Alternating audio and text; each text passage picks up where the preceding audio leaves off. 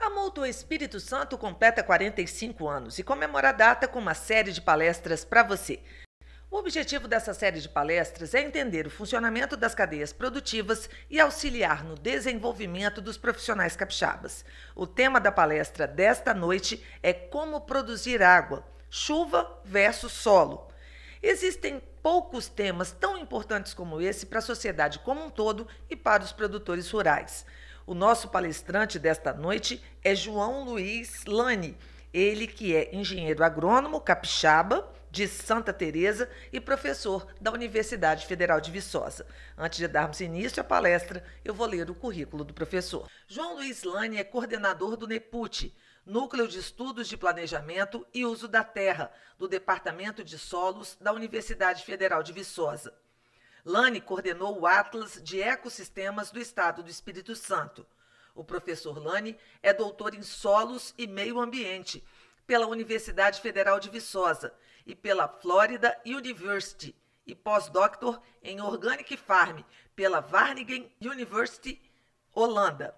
Entre suas muitas atividades profissionais, desenvolveu sua dissertação de mestrado no Vale do Rio Itapemirim e a tese de doutoramento no Delta do Rio Doce, onde identificou a formação de desertos químicos como causa da drenagem desordenada no Vale do Suruaca. Atualmente, desenvolve trabalhos de planejamento de uso de solos para a Elera, Energias Renováveis S.A., empresa de produção de energia elétrica.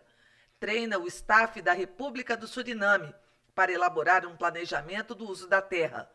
E implanta um refúgio ambiental de mais de 1 milhão de árvores na Bahia e 120 mil árvores em Barbacena. O professor Lani atua em um programa de educação ambiental com o treinamento de mais de 2.000 crianças em todo o Brasil e faz parte da equipe do Programa Antártico Brasileiro. Agora sim, vamos ficar com a palestra do professor Lani. Aproveitem ao máximo as explicações do nosso entrevistado dessa noite. Professor, como produzir, entre aspas, água? Boa noite aos nossos telespectadores, boa noite a você também. Olha, como a própria palestra está intitulada, são reflexões.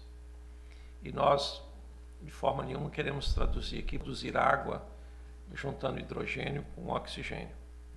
Nosso objetivo é como manejar os nossos recursos hídricos. E nós estamos percebendo uma coisa muito nítida, muito perceptível, que já é de conhecimento de todos. A água está acabando. E nós temos uma dicotomia.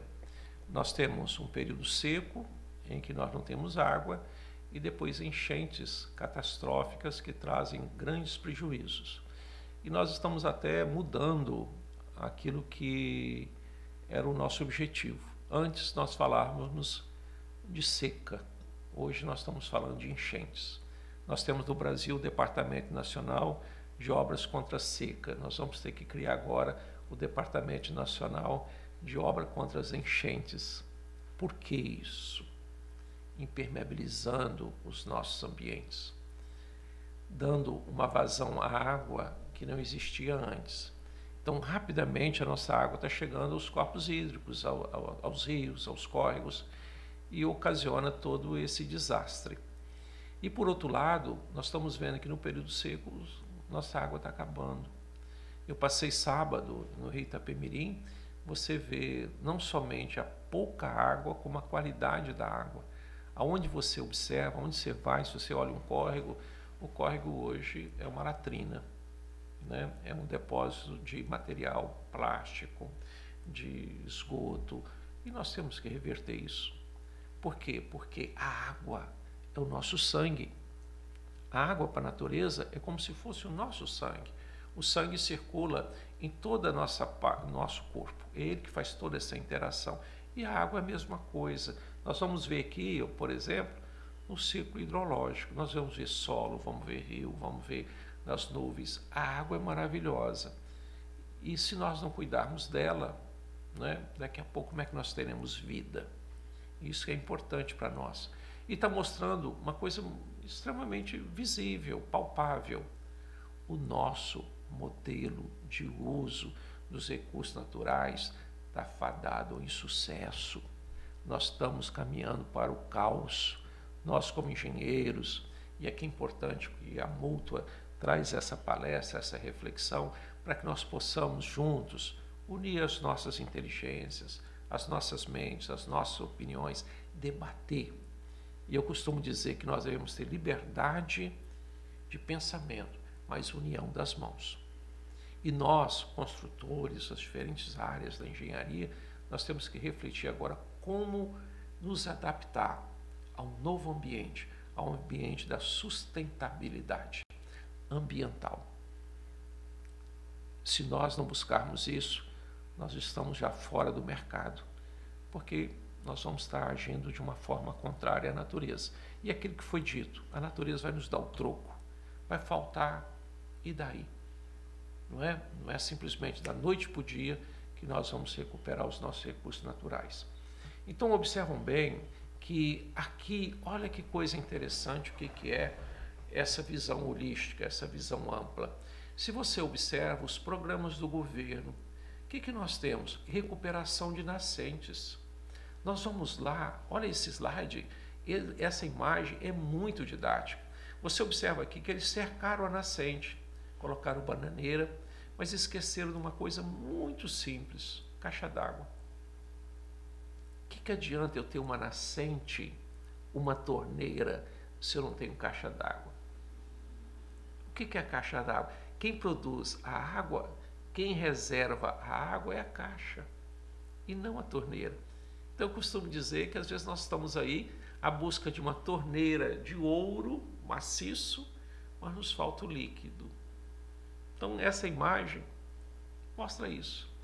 Acima, olha acima, eu não tenho nada, eu tenho uma pastagem. É ali que produz água. Isso não quer dizer que nós não devemos dar atenção à torneira. Mas se eu não tiver a caixa d'água, o que adianta? Olha o que é a visão do meio ambiente. Porque é lá em cima que infiltra a água no solo. Lá embaixo é apenas uma saída. Imagina um prédio em que nós temos somente torneiras, nós não temos o depósito das caixas d'água. Vai faltar água. E é isso que nós estamos vendo. E gasta-se muito recurso financeiro. Às vezes nós até reclamamos, não tem dinheiro. Não. Às vezes nós temos dinheiro, só que nós empregamos de uma forma errada. Por isso que o conhecimento, o entendimento, a compreensão do meio ambiente é extremamente importante. E às vezes, uma coisa que nós chamamos a atenção, nós vamos atrás do meio, não é? Você se preocupa com o meio e não com o fim. Qual que é o objetivo que nós queremos? Produção de água. Cerca-se aqui, limita-se um espaço e esquece a caixa d'água. Voltando àquilo que nós comentamos. Vou lá na minha torneira, coloco uma fitinha, te amo, te adoro. Mas esquecemos que nós temos que ter um depósito. E o depósito está no solo, a superior. É dali que vai vir a água. Observam bem agora, no nosso próximo slide, olha que coisa interessante. Vocês vão observar aqui uma coisa que é um detalhe. Olha que a água não está infiltrando aqui no solo. Ó. Ela passa pelo solo e vem aqui, olha, uma água límpida, não está carreando os sedimentos, ela não está erodindo, mas nós só vamos ver ela suja aqui embaixo. Olha aqui, agora vem a pergunta. Eu gosto demais de Sócrates. Afinal de contas, por que essa água, apesar de estar numa superfície não tão inclinada, com vegetação de gramíneas, com uma pastagem aí, não estamos vendo a infiltração dela? Isso é tão comum. Você passa no período de chuva nas estradas, você vê essa água correndo para tudo quanto é lado. Não está ficando no solo, por uma coisa muito simples. Nós impermeabilizamos esses solos através de uma coisa que nós chamamos selamento. O boi vai pisando, as pessoas vão pisando, a terra vai ficando tão, né, pisoteada que cria ali uma camada impermeável, como se fosse uma calçada. Aí a água passa e vai embora. Não ficou na terra. Rapidamente nós vamos ter as enchentes. Rapidamente vai faltar água no rio. Aí nós precisamos fazer a inversão disso aí. Isso está na nossa cara, nossa disposição. É só andar para o campo e nós vamos ver isso aqui. Olha outro detalhe. Aqui é o Benevente. Eu tirei essa foto no Benevente. Olha o que acontece. Esses ambientes aqui de fundo de vale, que nós chamamos a nossa várzea, aqui é um depósito de água que a natureza criou exatamente para o período seco. Lá em cima, ó, vocês observam que aqui nós temos um solo chamado latossolo. É aqui que infiltra a água. E a água vem descendo e vai se acumular aqui. E ela cria ambientes aqui para reter essa água. Aí nós temos um ambiente completamente diferente, onde é que nós vamos ter o sapo, nós vamos ter todos os batráquios, cobra, tudo isso aqui. Aí, na minha vontade de ganhar dinheiro, né, na minha ignorância ambiental, o que eu faço? Valetas. Essas valetas eu joguei a água embora. E aí? O que eu fiz? É como se eu fosse lá na minha caixa d'água, no meu prédio, quebrasse a caixa d'água.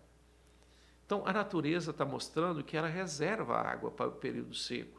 E nós, como homens, temos que aprender com ela. Temos que reservar essa água nesses ambientes para que nós possamos utilizá-la no período seco. Mas aí vem a pergunta do agricultor, que é natural. Mas, afinal de contas, onde é que eu vou criar o meu gado? Aí sim que entra uma coisa importante. Essa área importante para produzir água, vamos fazer o cálculo aí de quantos animais você consegue manter nessa área. Qual que é o seu ganho? Vamos te pagar. Sabe o que se chama isso? Pagamento de serviços ambientais. Essa área, ela tem uma função maravilhosa, que é reter a água. É por isso que o Rio Benevente, ele sobe, ele desce.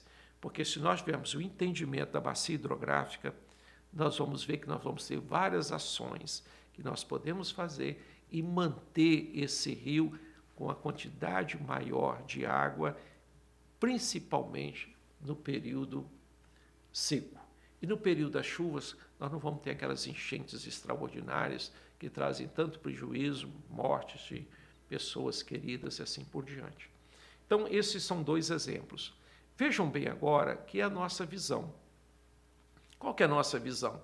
A visão nossa é que na otimização do uso dos recursos naturais, nós temos que ter um entendimento da bacia. Olha, o que acontece lá em cima vai refletir aqui embaixo. E o rio é o integrador, o córrego é o integrador. Observa bem que nós vamos ter áreas aqui com florestas. Por quê? Tão íngremes, tão impossíveis de ser utilizadas, que devem ficar como floresta. Vamos fazer o pagamento de serviços ambientais, vamos fazer o planejamento. Observa bem que no passado nós dizíamos, onde é que você mora? Eu moro no Córrego de São João, Santo Antônio, São Pedro. Hoje nós perdemos isso. Mas por quê? Porque o córrego era uma referência. Hoje não. Nós temos o CEP, né? É o CEP daqui, o CEP dali. Quer dizer, nós saímos daquilo que a natureza nos ensina para uma coisa mais formal. É natural isso, mas nós não podemos deixar agora de ter essa visão. A visão da bacia hidrográfica. Eu costumo dizer, o Rio Benevente, ele não vai parar lá no Rio Doce. Nós vamos ver o Rio Benevente em todo o seu trajeto, desde a sua foz até lá em cima. Vamos planejar, como nós planejamos a construção de uma casa, nós podemos planejar também os nossos espaços geográficos, ok? E aqui, olha o outro ambiente aqui. Vejam bem como é que é completamente diferente, muito mais, né, acidentado. Olha o rio. Como que eu vou agora colocar aqui embaixo, nessa visão anterior, a APP? Como eu vou colocar aqui a APP nesse ambiente aqui? Olha como é que é mais íngreme. Então, são coisas diferentes. É isso que eu quero chamar a atenção da sociedade, de vocês que nos assistem. Né? Ambientes diferentes, tratamentos diferentes. Daí a engenharia, daí o conhecimento, daí a universidade. Daí Nós íamos ao caderno para buscar conhecimento, mas não para ficarmos fazendo provas, não é? Nessa metodologia de cobrança, daqui, dali. Não, não, não. Nós precisamos reverter, inclusive, o nosso ensino. Metodologias mais participativas e mais objetivas do que simplesmente avaliar nota. Isso é importante para nós. E aqui um provérbio, né? Quem governa a montanha, governa o rio. Se nós governássemos a montanha, nós não teríamos aquilo que aconteceu, por exemplo, em Conha, não teríamos o que aconteceu em Colatina, nós não teríamos o que aconteceu, né, em vários locais do Espírito Santo, né, em que simplesmente você vai lá para, né, contar os feridos e ver o desastre. E se nós contabilizássemos, né, o que aconteceu agora, por exemplo, lá em Petrópolis, olha em Petrópolis, né? Olha o prejuízo que nós tivemos. E nós temos então agora essa expressão, nós temos que lidar com as chuvas, aprender a lidar com as chuvas. Observam bem aqui, olha que detalhe desses slides. Qual que é a preocupação aqui da pessoa? A preocupação aqui da pessoa é dividir uma propriedade. Ele fez uma estrada aqui do lado direito, o outro fez do lado esquerdo. Olha a erosão. Quem que aguenta isso?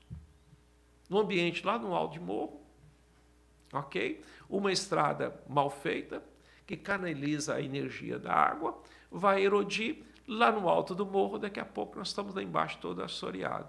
Em outras palavras, nós não seguramos a água, nós damos energia para ela. Vamos ver um pouco mais? Aqui tem a solução. Olha que coisa simples. Nós podemos fazer com trator? Claro que podemos fazer. Nós podemos fazer com tobata? Claro que nós podemos. Mas nós colocamos aqui exatamente a junta de boi. Por que a junta de boi? Para mostrar que com prática simples nós podemos segurar a água na nossa caixa d'água. Nós podemos amanhã ter água na nossa torneira. E eu costumo dizer, eu não estou preocupado com a torneira, que ela seja de ouro ou seja uma folha, né, de qualquer planta, né? Mas o importante é a água. Porque se nós tivermos a água de qualidade, vai descedentar a nossa sede, vai produzir mais alimento, vamos irrigar o nosso café, o nosso mamão, nós vamos ter uma série de outros benefícios com a água. E o que ele está fazendo aqui? Ele está criando aqui uma coisa muito simples. Eu gosto demais de trabalhar com uma coisa que eu chamo de princípio. E sabe qual é o princípio aqui? Cortar a energia da água. Não deixar que a água escorra, que ela venha se infiltrar no solo. Mas para infiltrar no solo, lembra daquele slide que nós mostramos a água passando sobre o braquiário e indo embora? Aquilo que nós fazemos de espaço em espaço, nós criamos pequenas valetas. A água vai cair naquela valeta, como se fosse um coxo, e ela vai penetrar. E depois nós vamos vê-la lá embaixo, daqui a 3, 4 meses. Porque vai demorar muito mais tempo, né, o deslocamento dela subsuperfície no solo. Ela não vai passar por cima. Poucos minutos está lá no córrego. Não, não, não. Ela vai demorar, ela vai alimentar o lençol freático e sai lá na frente. Se chove outubro, novembro, nós vamos ter março, abril, maio, essa água lá nos meses secos. É difícil entender isso? Observa aqui à direita, olha, como é que estão os canais. Olha mais à direita aqui as caixas d'água, não é isso? Então, nós precisamos dessas práticas simples para que nós possamos entender.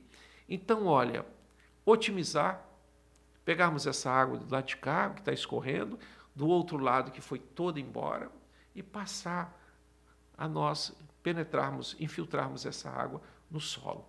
Ok? Essa é uma outra ideia que nós temos aplicado e também tem dado excelentes resultados na recuperação de nascentes. Qual que é? Faça um cálculo. Aqui no Espírito Santo nós temos em média 1.200 milímetros de chuva no nosso período aqui ao longo do ano. Isso quer dizer que são 1.200 litros por metro quadrado. É muita água. Mas essa água vai toda embora. Gente, daqui a pouco falta. Aí o que nós fazemos? Nós pegamos toda a água dos telhados das casas e fazemos ali a coleta. Mas, em vez de jogar essa água em qualquer lugar, nós jogamos dentro de 2 manilhas. Olha o desenho aí.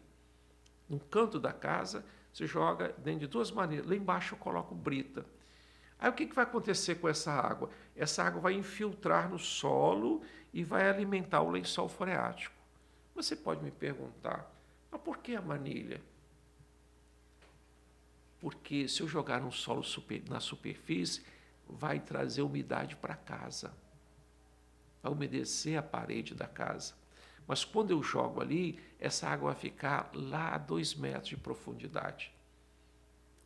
E aí, observa bem que agora eu tenho um ladrão aqui, ó. Eu tenho a entrada da água e do lado direito eu tenho a saída do excesso de água.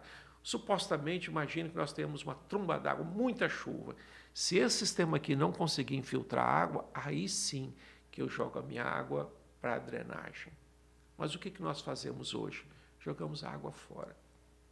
Depois nós corremos atrás dela. Vamos reverter isso através dessas práticas? Olha aqui, olha, sabe onde é que é isso? No Suriname. Chove a beça lá, ambiente amazônico. Mas olha o que eles estão fazendo aqui numa escola, pegando toda a água e acumulando aqui nessas bombonas para irrigação, né? Para lavagem de calçada, uma série de coisas, guardando aí a água da chuva. É difícil entender isso? É algo muito simples, né? E aqui nós temos uma coisa muito interessante. Observa bem, ó, aqui eu estou lá na Amazônia, nós estamos lá, Sena Madureira. Olha esse rio. Olha como é que é importante nós trabalharmos com esse conceito. Olha, esse rio está cheio. Tá ok? Isso em 60 dias. Em 90 dias ele fica isso aqui, olha. É o mesmo rio. Olha, ele aqui e agora, lá na Amazônia, hein? Lá na Amazônia, ó, faltando aqui. Ele, ultimamente, ele tem aumentado aqui lá em Rio Branco, Acre, 19 metros. Sobe 19 metros. Vamos dividir aqui em andares, né? Se nós dividirmos, se nós pegarmos 3 metros, 6 vezes 3, 18. São 6 andares. Que ele sobe e daqui a pouco ele desce. Por quê? Porque ainda que nós tenhamos floresta, o solo não retém essa água. Ela passa, vai para o córrego, sobe, daqui a pouco desce. É o que está acontecendo conosco. E nós podemos reverter isso tranquilamente. Observam aí. Aqui, olha, quando você sobe o rio, subindo aqui, o acriano vai dizer para você, olha, vai de voadeira e não demora muito, porque se você demorar muito, você não consegue descer. Usando o rio. Por que isso? Porque o rio seca. Na Amazônia, rio seco. Nós temos esse fato lá no Acre, podemos comprovar tranquilamente para você. Então vejam bem que é preciso nós mudarmos o comportamento.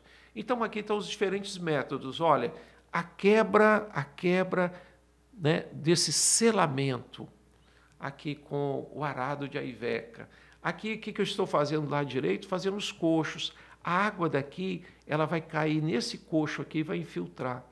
Olha aqui que nós apresentamos uma coisa muito interessante que a gente chama de travesseiro. Poxa, travesseiro é para dormir? Não. Esse travesseiro aqui é uma ruptura aqui do canal, olha. Esse canal que nós fazemos em nível, eu faço aqui uma ruptura. Por que isso? Porque a água que vai correr dentro desse canal, ela pode acumular, ter um desnível, ela acumular em determinado lugar, quebra, estoura e quebra todos. Então você faz esses pequenos coxos. Sabe, nós estamos empregando isso em hidrelétrica. Aproveitamento de água. Porque se as hidrelétricas, né, se a turbina não tiver água, não tem energia. Não tendo energia, não tem ganho financeiro. O que eles querem. Então nós precisamos entender isso. Aí posso fazer com trator, posso fazer com uma enxada. Cria um ambiente. Lembra que eu falei do princípio? O princípio que é importante. Crie corrugamento. O que é corrugamento? Corrugamento é evitar que a água tome velocidade. E no meio urbano, você pode dizer assim, vamos parar de impermeabilizar. Nós impermeabilizamos tudo. É calçada daqui, calçada dali, calçada de cá. Até onde não precisa ter calçada, nós estamos fazendo. A água bate, vai para o córrego. Olha a água, pega num período de chuva e observa quanta água está indo embora. Depois nós corremos atrás dela. Tem uma coisa errada nisso, não tem? Ok? Então vamos ver agora mais o quê? Olha os terraços. Isso numa declividade muito alta. Se nós fizéssemos isso no Espírito Santo, com o Silvio Pastoril, nós mudaríamos a cara desse estado. Trazendo riqueza usando a fotossíntese. E com esses pequenos terraços ou coxos, nós íamos melhorar os nossos recursos hídricos. Isso é o que nós precisamos entender. Água e sol, energia e água. É uma dupla fantástica para trazer um novo ambiente, uma nova forma de viver. Olha o detalhe aqui. Olha que coisa interessante. Olha como é que estão os coxos cheios de água. Essa água iria toda embora e agora ela vai infiltrar. E sabe quem que se beneficia disso?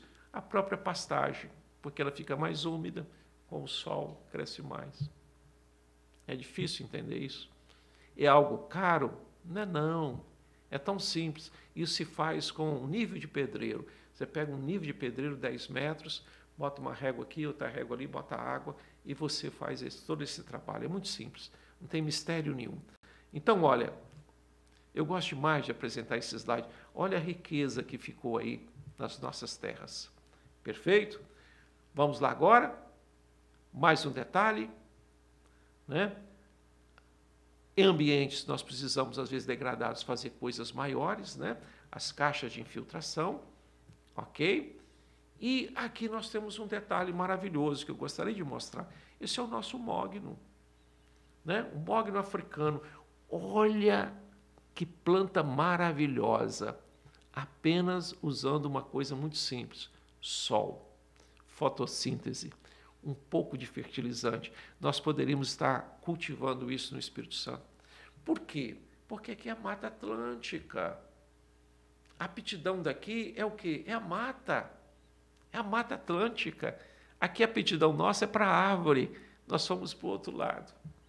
Parece que nós estamos querendo caminhar pelo caminho errado. Olha o potencial dessas árvores. Amanhã nós poderíamos estar produzindo, junto com o nosso gado, com a pecuária, essas árvores tranquilamente. A sua aposentadoria. É riqueza. Nós vamos exportar madeira. Nós vamos trabalhar com coisa sustentável, que eu corto, daqui a pouco eu planto novamente. E não naquele negócio que eu vou lá, pego um granito, exporto e vou voltar para o granito, não existe mais. Nós temos que ser mais inteligentes no aspecto do uso dos nossos recursos naturais. Ok? Dá para ver? 20 anos. Olha as árvores. Olha o mogno aqui, 20 anos. É amanhã. É amanhã. Nós levamos 5 anos para formar um engenheiro, não é isso? Olha aqui o gado trabalhando, pastejando no meio da floresta. E nós ficamos com a dicotomia. Ou eu tenho pasto, ou eu tenho eucalipto. Não é? Nós podemos juntar as duas coisas. Silvio Pastoril é a união dos dois. Olha aqui como é que a pessoa fez, né?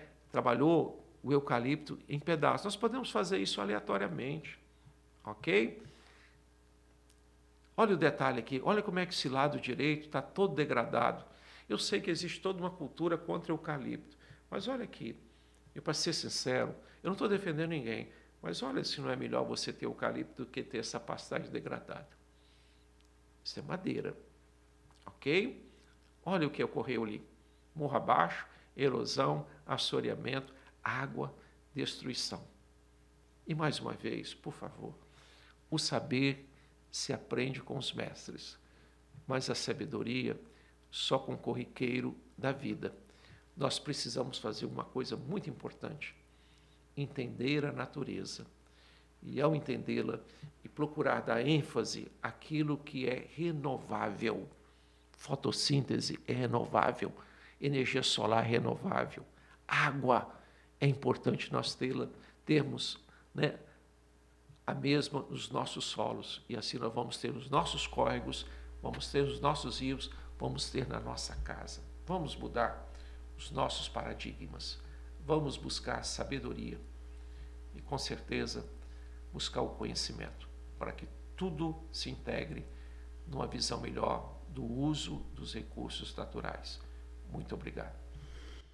Antes de iniciar as perguntas para o professor Lani, eu vou falar para vocês quais são as vantagens de ser um associado mútuo.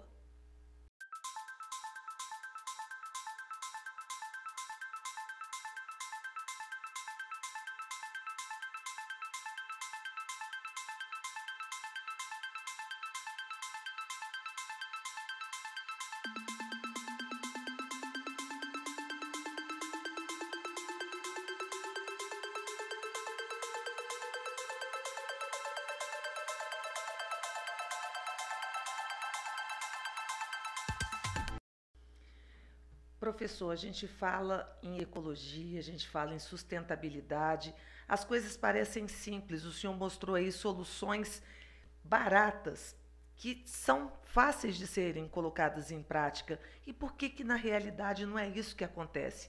Aqui no Espírito Santo, os nossos produtores já vivenciaram prejuízos por conta da seca, por conta da enchente, e isso já se repetiu algumas vezes. Por que que a gente não está colocando esse conhecimento e essa necessidade em prática no campo? Eu acho uma coisa muito simples.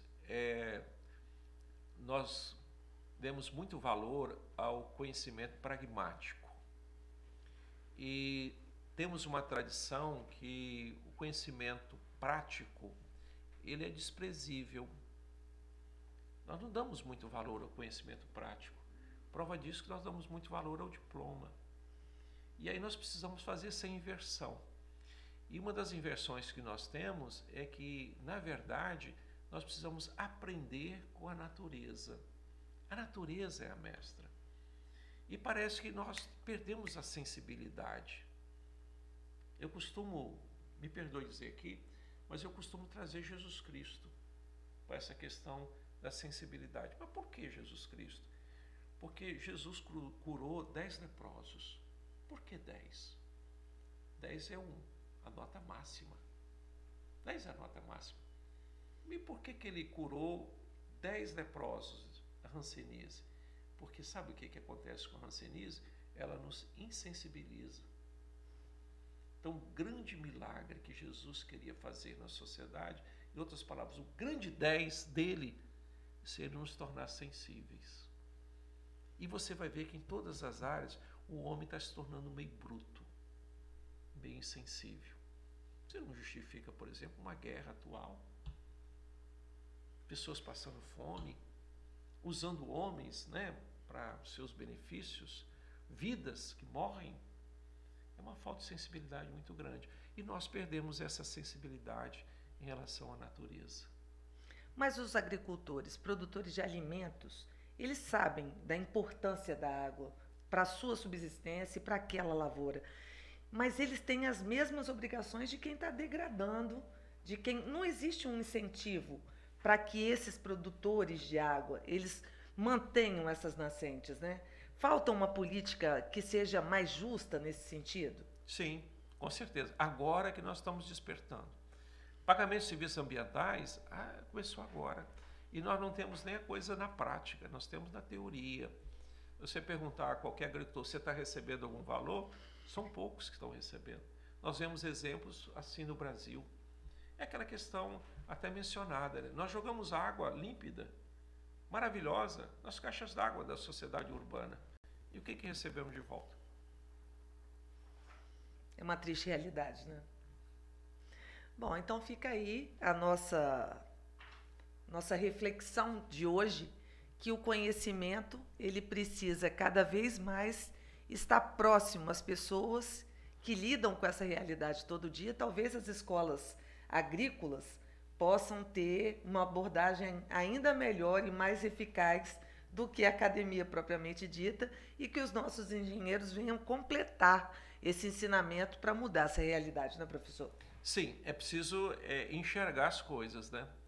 E essa percepção que é importante. Lembra aqui do exemplo? Nós cuidamos da torneira, mas não cuidamos da caixa d'água.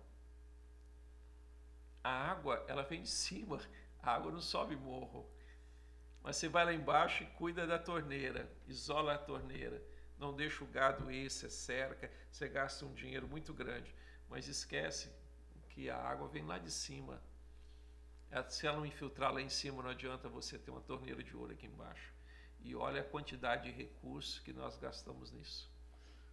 Recuperação de nascentes. Bom, mas a Mútua enxergou o problema, trouxe o senhor até aqui para que a gente possa pensar além do que foi dito. Eu quero agradecer muito, professor Lane, as suas explicações, a sua transmissão de conhecimento e a todos vocês que acompanharam esse debate aqui, que comemora os 45 anos da Mútua Espírito Santo. E eu quero deixar um convite para você para acompanhar a nossa próxima palestra. Até lá!